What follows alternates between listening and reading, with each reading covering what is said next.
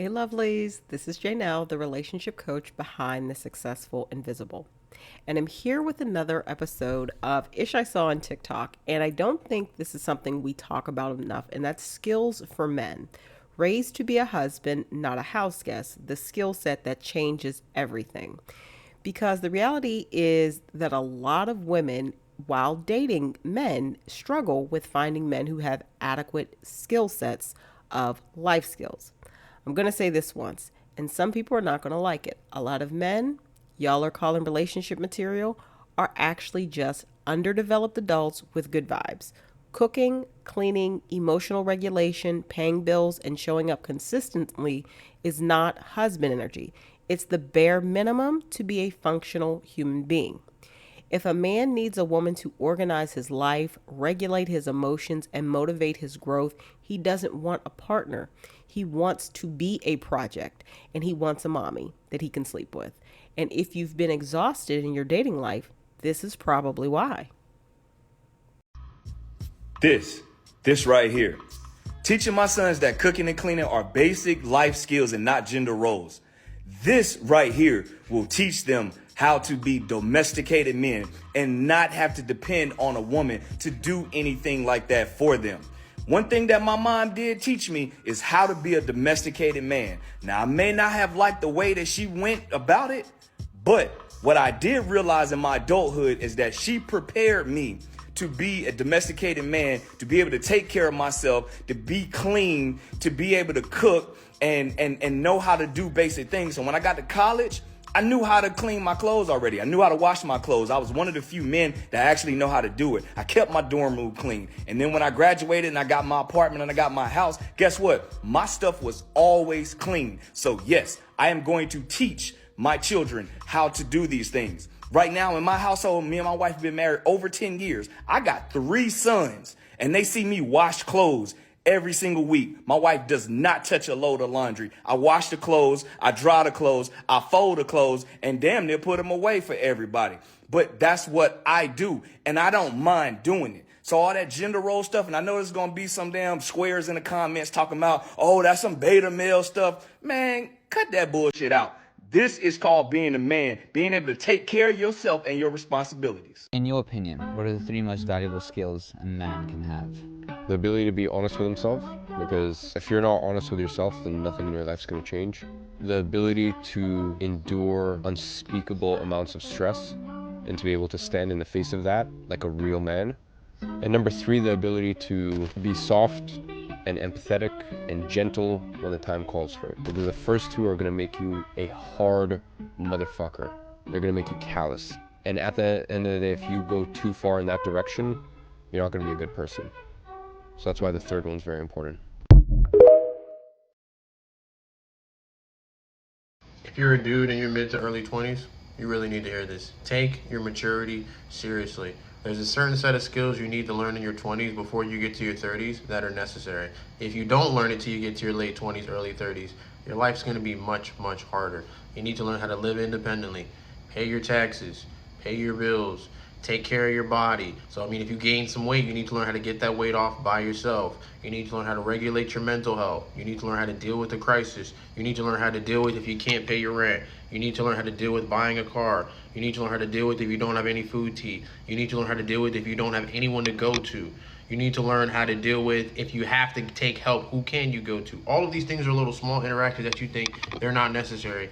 They are necessary. And if you don't take care of them till later, what ends up happening is you become a dependent person, and then people can use that against you. 3 skills every man needs to master. The last one is actually very hard to master. Cook a meal. I ain't saying become master chef or something, but master that one meal. If you cook it for somebody, they won't ever forget you, especially a girl. How to fight. A man should know how to defend himself and people around, friends and family, if there's a danger, and basically have physical strength to deal with the danger. Be stoic and walk away. I know it sounds easy to do, but I find most men have a hard time letting things go, whether it is an old car or a promiscuous girlfriend. Hey, you might not see me again, I'm telling you. So follow Uncle Mo for more.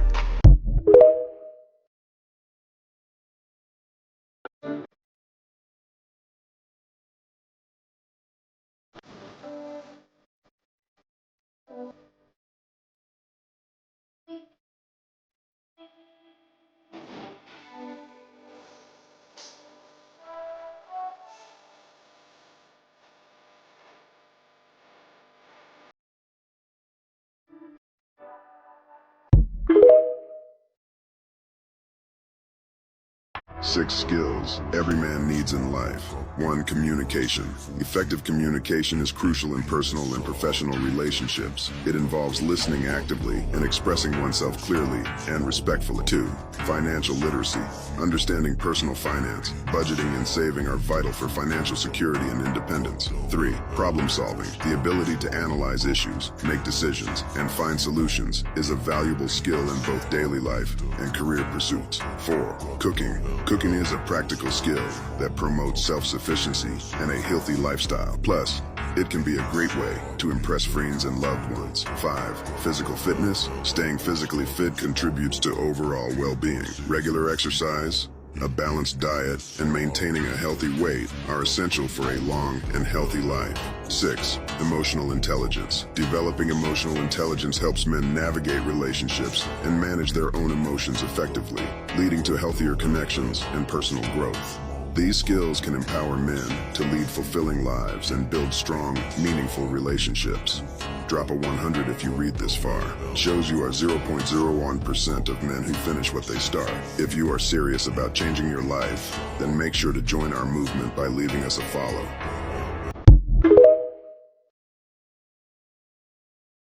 I feel like if your man can't do these basic things that I'm about to list for you, I think you might need to do some evaluation. So, here's a couple of lists of some fundamental things that every man should be able to know how to do. So, number 1, cook basic meals. At least a few recipes beyond instant noodles. Number 2, change a tire or basic car maintenance like checking the oil, jump starting the car. Number 3, tie a tie.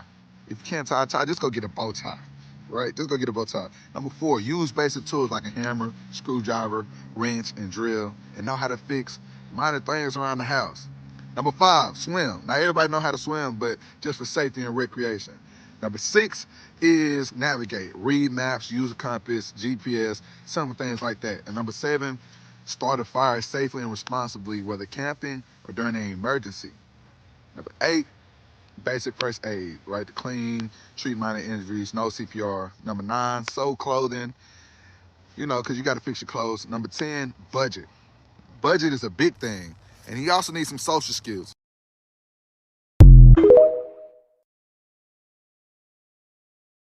Let's jump into my favorite part of all of the content I post on YouTube. And that's just my thoughts, where I get to kind of express what I feel about whatever we have read or gone over. So let's get into it. All right, I know this one was a little shorter than most videos I post, but I liked the content and I really think there's some salient points that need to be brought to the fore for my audience when you are going out here dating in these streets and dealing with these mans. So let's get into it. Point number 1, self-sufficiency is the baseline, not a bonus. Let's start here. A grown man being able to cook, clean, and manage his own life is not impressive. It's the baseline. When a man can't take care of himself, what he's really looking for isn't a partner. It's a caretaker. It's a mommy figure, which is weird. And that will always show up later in the relationship. So remember, if he can't cook basic meals, he'll default to expecting someone else to feed him. If he doesn't clean his own space, he'll outsource domestic labor to a woman. And domestic competence equals self-respect and accountability, right? So if a man that you're dealing with can't do those basic things as a whole adult, he's not a viable option for a partner. So from a coaching lens, I just want you to peep game that a man who is self-sufficient enters relationships by choice, not necessity. We're in winter right now, right? Officially. Winter started yesterday. We are in homosexual season. So I pretty much would bet money on the men who are out here being homosexuals, meaning they are being Romeos to get a roof over their head, lack these basic skills. Now, they might have them and they might do it to audition to be a leech in a woman's home. But once they're in there, all that's going to stop. So needless to say, do not date a man who lacks basic skills. Okay. Point number 2, emotional intelligence is what separates men from projects. This is where a lot of women get stuck, okay? So confusing potential with capacity. Emotional intelligence is what determines whether a man can actually sustain intimacy, not just initiate it. If he can't regulate his emotions, you'll end up managing them for him. And as I've said in a dating tip before, The death knell to any relationship is any man that you do the 3 M's with is you have to mother him, you have to manage him, okay? Or you have to monitor him. Like that's not your job. Remember that you need to ask yourself, can this man talk through frustration without shutting down or lashing out? Yeah, crash outs are not acceptable at our big ages, okay? Really, even as a young person, that needs to be handled because that's not a normal human response. That's not a healthy response. Does he take responsibility for his emotional reactions? Is anger his only emotional language? An example here that we see often is men blaming women online, society, or standards instead of addressing their own emotional gaps, and the reality that a lot of men are insufferable because of their own poorly developed personalities, low literacy levels, etc. They want to blame everyone else. Through a coaching lens, I want you to see that if you feel like you're always explaining feelings or calming situations down, you're already doing unpaid emotional labor. And we don't do nothing for free over here, okay? We don't need those type of men in our lives. Point number 3, life management skills predict relationship stability. So romantic chemistry doesn't pay bills or build a life. A man's ability to manage his finances, responsibilities, and decisions tells you how he will show up in the long term in a relationship, in a partnership. Chaos in his personal life becomes chaos in the relationship, okay? Does he budget, right? Or is he always trying to figure it out? We're not talking about once in a while, we're talking about all the time. Is he proactive about responsibilities or constantly reacting? Can he plan ahead or does everything feel last minute, right? Many dating frustrations come from men who want partnership benefits without adult level organization, right?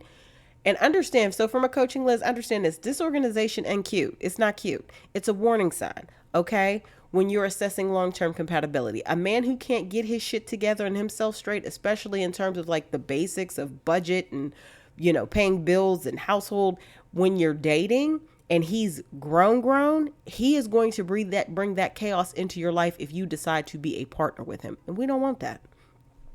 Point number 4, how he shows up publicly is how he thinks privately.